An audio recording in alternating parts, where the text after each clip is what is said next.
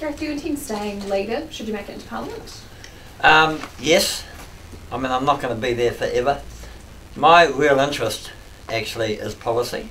It's pretty obvious, really. That's what's the passion for me, is what's the best way to make people's lives better.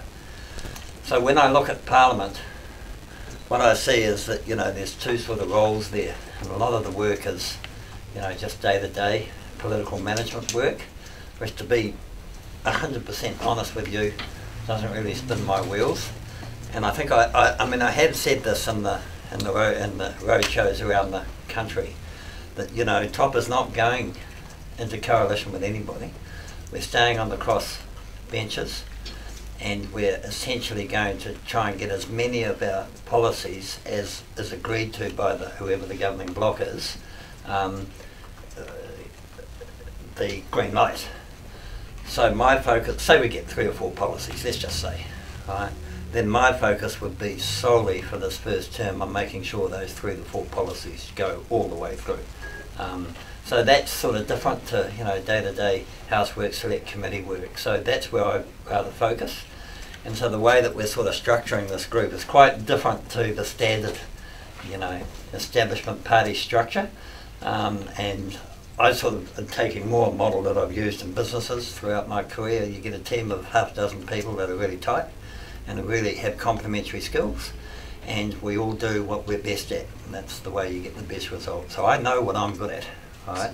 And I know what I get pretty impatient with, so that's what the structure is about. So will we see something like a priority list for policy priority list? Well, they're all priorities, Alex, apart from the flagship policy is head and shoulders, which is the tax reform, is head and shoulders above everything else. In my view, without doing that, it's just same old, too much. I mean, it's a bit different, but that by far is the revolution in terms of the way we pay our tax and we provide our social security.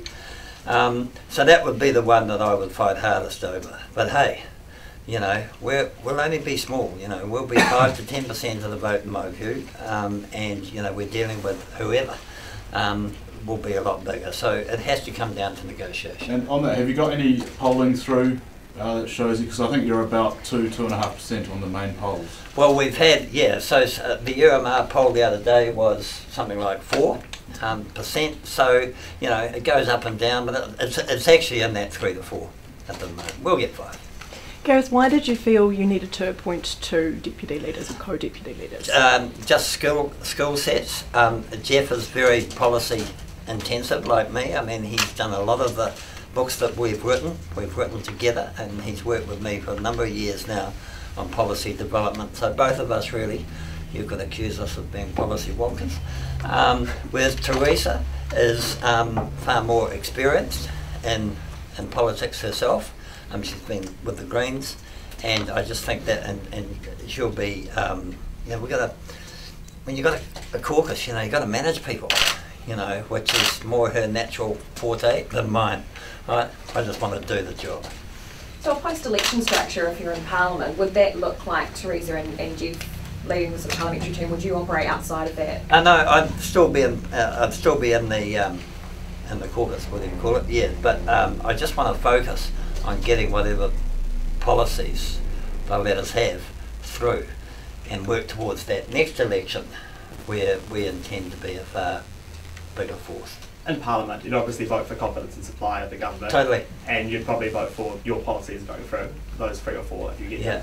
Would you be voting on other measures? Or would you just well, I think if you're giving confidence and supply to the incumbent government, you tend to support them on their legislation. I mean, they are the government after all, unless, I'm pretty hot on this direct democracy thing, this deliberative democracy I call it. So if we get a piece of legislation coming down the tubes from the incumbent government that we go, oh, it's a bit dicky, then we would go back to our membership and we'd have an informed discussion about it, just as we did actually with the cannabis policy that we finally came out with, and we'd form a view on it. But just run-of-the-mill stuff, we'd not stand in their way, so whether it's Labour or National. So individual budgets you'd be more likely to let through as long as it contains a bit of top?